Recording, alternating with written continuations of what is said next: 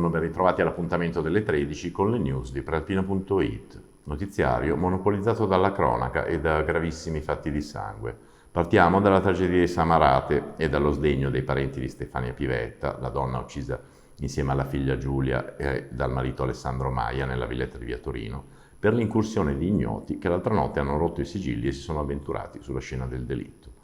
Sono arrabbiato, stanotte sono venuti a rubare in casa e questo ci ha distrutto la vita. Oltre a quello che ci è successo, trovare anche degli sciacalli che vengono qui a fare queste gesta, c'è tanta rabbia. Questo è il primo commento del padre di Stefania, giunto in Via Torino con l'altro figlio Mirko, alla notizia dell'episodio. Ora, ha aggiunto Mirko, dobbiamo essere forti per Nicolò, dobbiamo pensare a lui. Il figlio maggiore di Maia e di Stefania Pivetta, 23 anni, è ancora ricoverato in gravissime condizioni all'ospedale di Varese, sedato. Sul fronte dell'inchiesta, intanto, si attende che i pubblici ministeri di Busto Arsizio autorizzino il dissequestro delle salme per poter stabilire la data del funerale di Stefania e Giulia. Tutti i dettagli su prealpina.it. Un'altra tragedia familiare è avvenuta ieri a Milano, dove un uomo di 57 anni ha ucciso la madre di 90 in un appartamento di Via delle Ande, in zona Molino d'Orino, per poi suicidarsi. Secondo la ricostruzione dei carabinieri, l'anziana è stata trovata sul divano di casa con del nastro adesivo sulla bocca e sul naso, mentre il figlio si è impiccato nel bagno. La donna viveva da sola in un appartamento al terzo piano del palazzo, ma poiché non autosufficiente, era assistita quotidianamente dai due figli che abitavano al piano superiore. Uno di questi è sceso nell'appartamento dell'anziana e l'ha uccisa, poi si è tolto la vita. È stato l'altro fratello a scoprire la tragedia.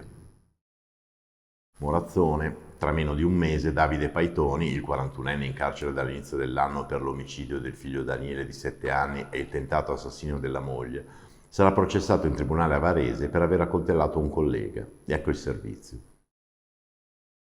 Tra poco meno di un mese Davide Paitoni, il 41enne in carcere da oltre 4 mesi per l'omicidio del figlio Daniele e il tentato assassinio della moglie Silvia, sarà processato in tribunale a Varese, non per il clamoroso duplice fatto di sangue del 2 gennaio scorso tra Morazzone e Gazzada, ma per aver accoltellato un collega il 26 novembre 2021 ad Azzate, aggressione per la quale, dopo l'arresto da parte dei carabinieri, si trovava ai domiciliari nella casa paterna di Morazzone, quella in cui ha poi ucciso il bambino di 7 anni. Il pubblico ministero Giulia Floris ha infatti chiesto per lui il giudizio immediato che accelera i tempi del processo saltando l'udienza preliminare ed è già stato fissato l'avvio del procedimento davanti al collegio. Si comincia il 7 giugno. A Paitoni vengono contestati i reati di tentato omicidio con l'aggravante dei motivi abietti e futili e di porto di armi o d'oggetti atti ad offendere per essere uscito di casa con il coltello a serramanico usato per colpire il compagno di lavoro. Non si risolve il problema della siccità che da mesi imperversa sulla nostra provincia. La pioggia delle ultime settimane è stata una manna dal cielo, certo, ed ha riportato per esempio l'acqua nelle fontane di Varese, ma non è stata sufficiente per rimediare al periodo asciutto più lungo della storia recente. Resta un deficit idrico di 375 mm, come se da dicembre ad aprile fosse mancato l'equivalente di 2 mesi molto piovosi. Secondo i calcoli del Centro Geofisico Prealpino, infatti, i 4 mesi fra dicembre e marzo sono stati i più secchi in assoluto da quando si effettuano le rilevazioni scientifiche, cioè dal 1967, 56 mm caduti contro una media di 352, un record poco invidiabile. È sempre grave il 22enne rimasto ferito ieri sera a Gavirate quando con la sua moto si è scontrato con un'auto lungo la provinciale 1, all'altezza di Villa Rocca. Nell'impatto il ragazzo è stato sbalzato a parecchi metri di distanza ed ha riportato ferite molto serie. Trasportato in elicottero all'ospedale di Circolo di Varese, è in prognosi riservata, ma non sarebbe per fortuna in pericolo di vita. La SP1 è rimasta a lungo bloccata con rallentamenti in entrambe le direzioni.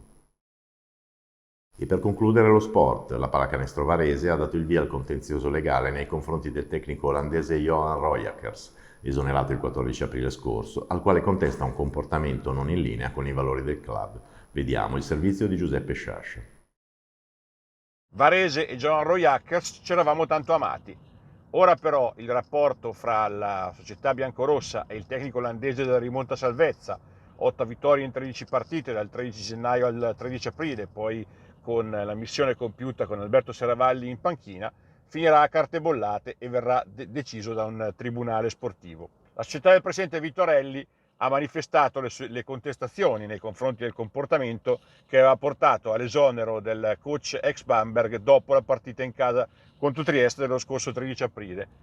Oggetto del contendere sarebbero le frasi rivolte da Rojakkers nei confronti di Justin Reyes, prima in campo, udite dai tifosi del parterre al momento del cambio nel secondo quarto, e poi in spogliatoio, una linea superata che non si poteva superare secondo il general manager Michael Arcieri, col comunicato del club che parla di condotta contraria ai valori della società. Sarà un tribunale sportivo, probabilmente quello di Lega Basket, la Camera di conciliazione e arbitrato permanente stipulata da LBA e USAP, a stabilire se il rapporto comunque potrà essere interrotto per giusta causa, oppure il comportamento di Rojakkers andrà sanzionato con una semplice multa e le parti dovranno trovare una transazione economica. Questa era l'ultima notizia, vi diamo appuntamento all'edizione delle ore 19 e vi auguriamo una buona giornata.